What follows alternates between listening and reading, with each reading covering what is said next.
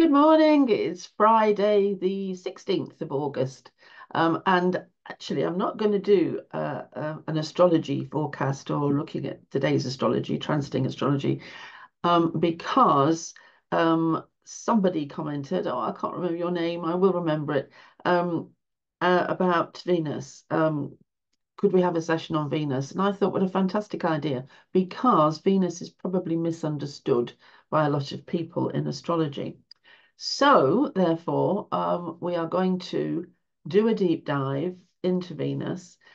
This video will then be part of the easy way to learn astrology in the future, because we're not doing planets straight away on that course.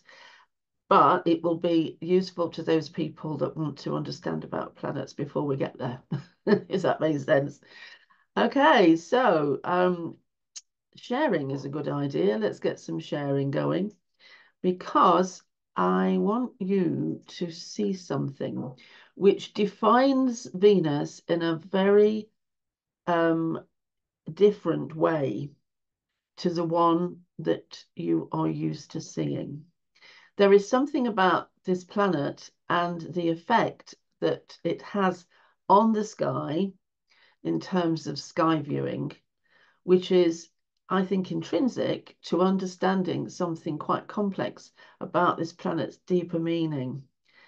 And in order to understand that deeper meaning, you have to understand the astronomy. The astronomy is looking at the sky and understanding planets and what they are doing. And yeah, so the view from Earth and looking out and understanding their movements. I think that's the best way to put that. Okay, right. So I've set this chart up. We've taken all the other planets out. And here we have Venus in Taurus, because what's happened is I have taken this to May, which pretty much when we first started to do the videos, I think. And what I'm going to do is I'm going to click through week by week, and we are going to watch what happens to Venus in relationship to the sun. Everything is always in relationship to the sun because the sun's at the middle. Okay, so what we've got at the moment is we've got Venus trailing behind the sun in as much as Venus is at 13 degrees and the sun is at 20 degrees of Taurus. But what I'm going to do is I'm going to just put this onto an hour and take this back to look at the rising. Now, let's go forward again. Right, so just rising. So what's happening here is Venus is rising before the sun. Okay, now that's important because that makes Venus the morning star. Now, the peculiarity of this planet is its brightness and how it is seen as a morning star or an evening star. So sometimes if you are out and it's a dark morning, it could be winter, I suppose, and you see this really, really bright, really bright point in the sky, looking absolutely amazing, very still and quiet. You can almost get a shadow from it. Sometimes it's so bright. That's Venus as the morning star. Other times of the year, you can go out in the early evening after the sun has set, and you will see Venus as the evening star.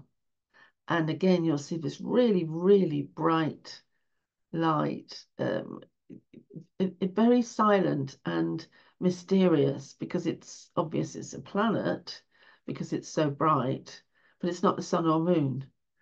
And Venus is actually the brightest planet. Okay, I'm just going to go back to the share now. Okay, so Venus is rising before.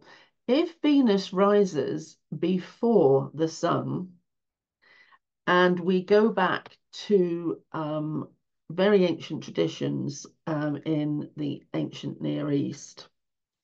And actually, some traditions, no, we'll stick to that one. I was going to talk about American traditions, but I'm not exactly sure where this was, so I'm just going to stick to European. So it was seen many thousands of years ago that if Venus was rising as the morning star, then that planet was very benevolent. But there was a masculine aspect to it. So that masculine aspect might have had things associated with it by different cultures and different races in different parts of Asia, Europe, and Africa to some degree.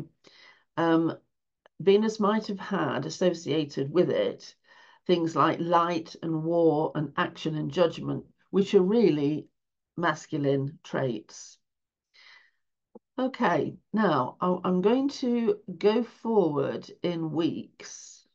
Actually, let me put a few hours on it as well so that we can see it clearly. Okay, right, now I'm going to go forward in weeks. And what we're going to see is Venus getting ever closer to the sun, 0 degrees, 3 degrees. This is what you're looking at. 9 degrees, 10 degrees. And then Venus goes behind the sun or in front of the sun, but it doesn't matter. Venus passes the sun in terms of degrees of the zodiac. So now they're both at 17. But if I keep going forward in weeks, okay, now I've gone forward considerable weeks up to July, last part of July. Now, what's happening now is Venus is, in terms of the zodiac, right? Venus is at 17 and the sun is at 3. So 3 is, so sun trailing behind in terms of climbing up the zodiac. However, look at the rising and setting. So if we go to, there we are.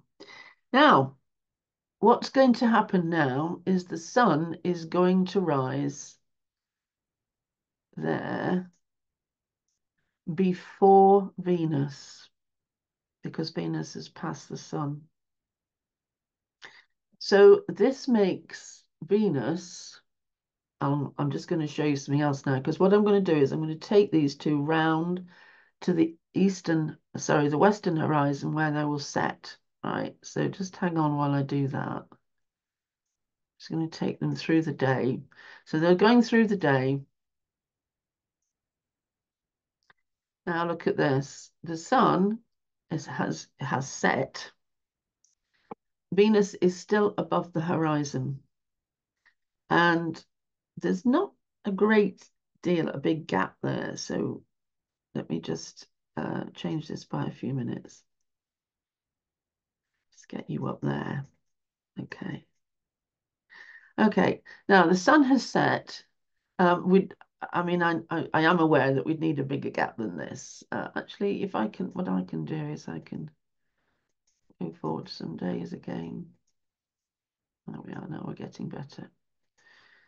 And minutes coming back again. Okay, the sun has set and Venus is still in the sky above our heads.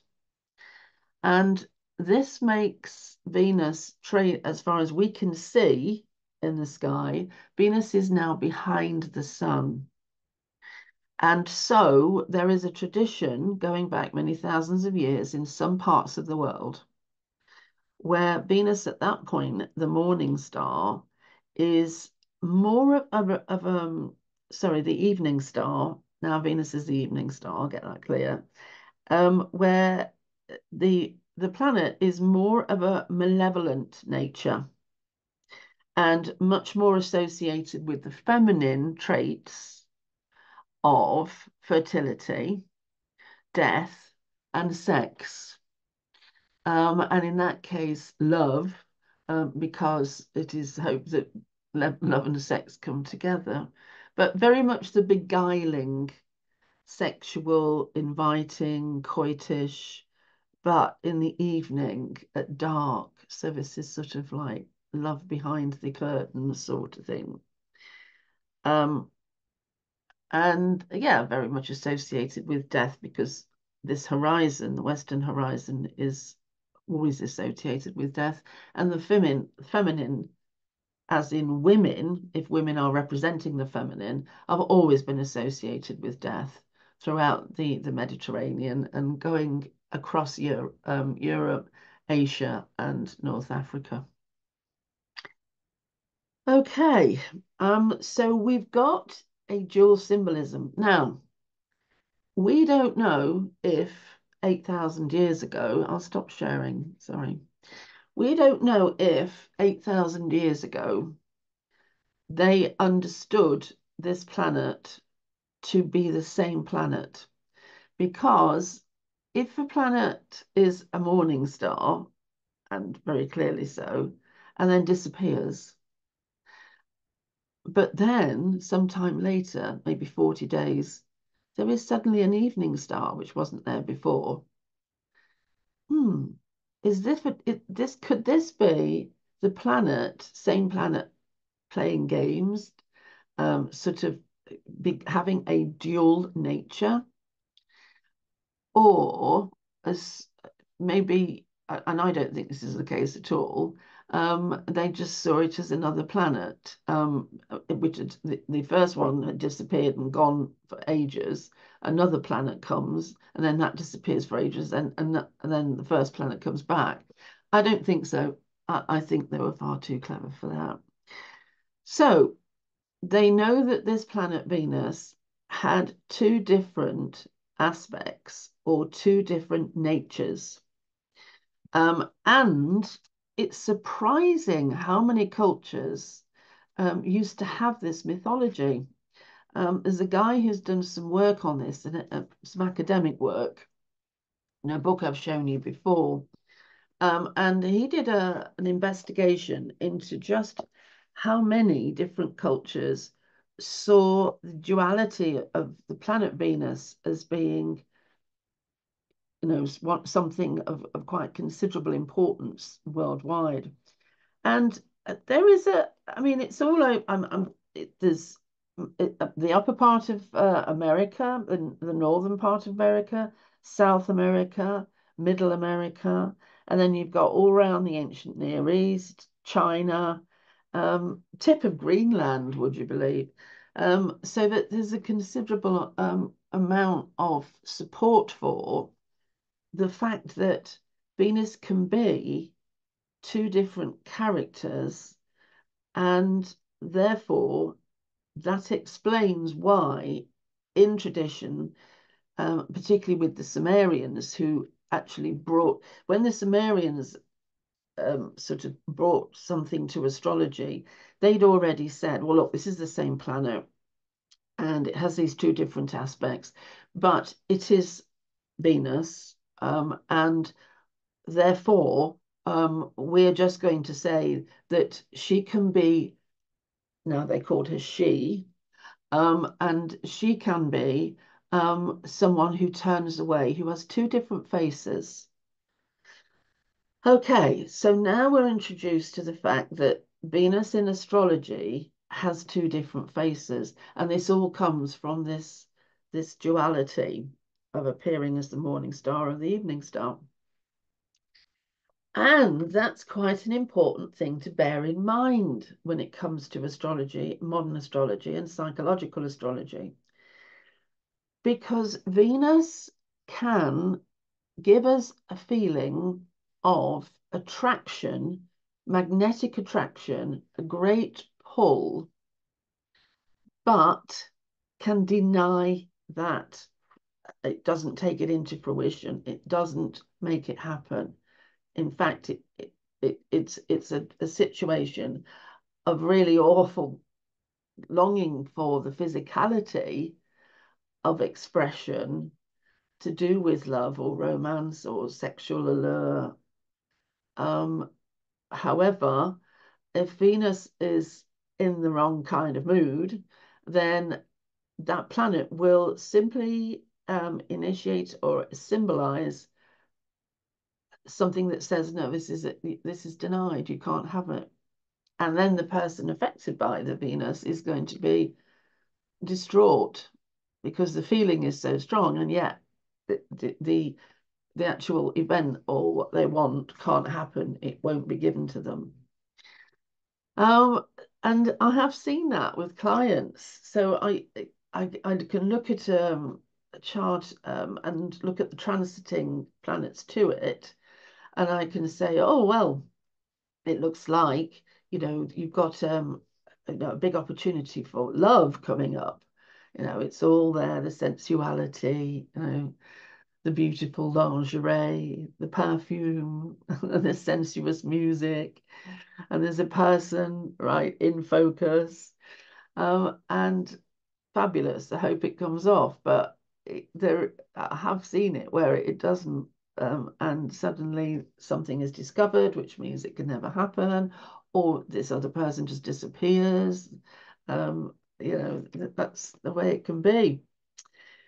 Okay, so I want that to be something that you don't forget in terms of Venus, that it is not as simple as this is the planet of love. Well, it's a little more different to that. There's different aspects of it.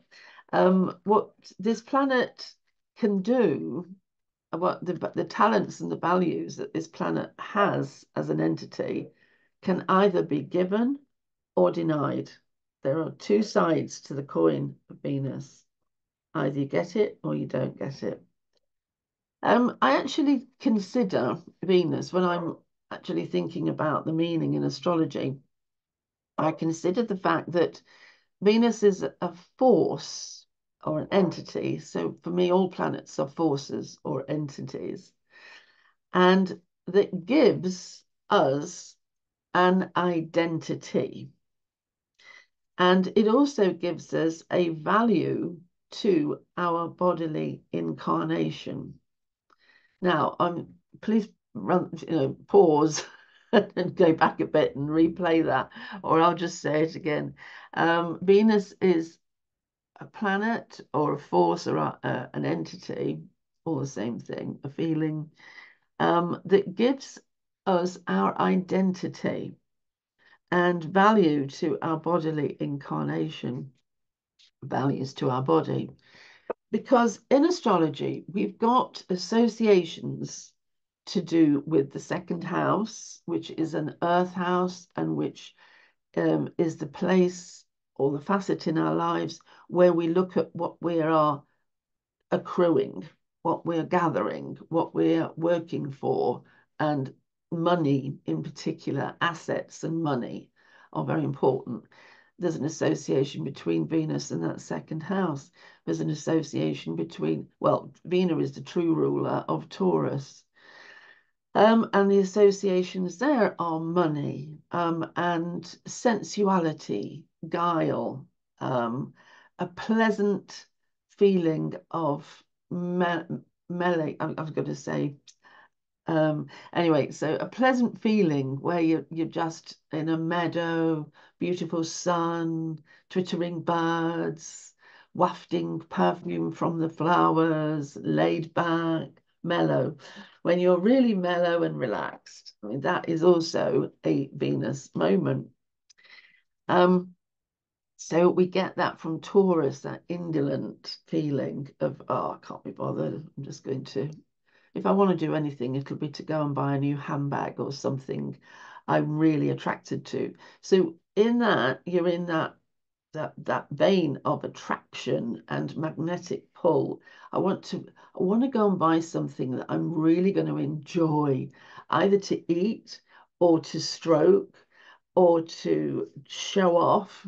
Here's my new designer handbag. Just to have a feel of that, girls. So it's very much part of that, giving ourselves something that we are rapturous about. So Venus is also then involved with our identity, our self-worth, right? So important this, because we value our identity, we know who we are. Now, that's a really strange statement, but do you know there's some people who don't know who they are, so that can't identify their talents or their strengths or their opportunities, that don't know what they're good at. They know so little about themselves. Um, but Venus is the entity, the force that gives us this value. Venus is the part of us that says, well, I'm worth this, and I'm getting money for that. I'm working and I have value. So self-esteem and value and self-worth also come in to the description or the range of things that Venus represents. So because it's an Earth planet, it's also very much involved with bodily things. Now this goes two ways. Here's one of the dualities. With Venus and Taurus, I suppose, you get one of two things. You either get somebody who's fitness mad and so is sort of as skinny as my finger, and kind of lives off. And I've heard this, honestly, I heard a fitness instructor. I was in a gym and I was there for yoga, honestly, nothing more. And I heard this fitness instructor come in, and she was obviously doing a group of people with a fitness day. And they all came in, I think, for a coffee break or something. And she shouted, right, everybody, now I want you to have 6 cashew nuts from today's meals. Take your 6 cashew nuts, and you can have a skinny latte or you can have water coffee, okay? And I'm thinking 6 cashew nuts from what they're allowed today, their daily allowance. 6 cashew nuts. I wouldn't, what? Just like, I don't get it. And it just made me laugh. And I thought, she's got to be a Taurus. And so I did find out, I was so intrigued. And yes, that lady had a lot of Taurus. It was all about controlling the body, controlling the input, controlling the enjoyment, and making sure that the body stayed pristine so that she could enjoy her body. Okay, Taurus can go the other way, where you can't stop eating. Food is so enjoyable, always eating puddings and ice cream and sweets and luxurious things, and so the body gets very large. So you either get these very big Venus Taurus type people, or you get these really skinny ones that say you can have 6 of your cashew nuts. I think that's amazing. Anyway, so their Venus duality, and then Venus's duality is to have the face that turns away. So to deny love, um, very cruel. So the Sumerians did see her or it as quite a vicious, haughty energy, which could, out of a whim, just go, no, you're not going to have your neighbour's wife or your neighbour's chickens. Or Venus could go, yeah, go on then, go on a raid and get the wife and get the chickens. They're yours. That's, give something or take it away. So, I think I better stop, because I bet there's loads of people out there going, oh God, I'm listening to this in my break and it's going on too long. I'm going to have to stop. So I will stop. And hopefully that was useful. I'm sure there'll be more to say about Venus in times to come, but I wanted to get that base down, because I really think that without that, I don't think we're ever going to get Venus in really, for all that she does and all that she means, because after all, Venus was androgynous to the Sumerians. male or female. Okay, thank you. No, I'm just going to say goodbye.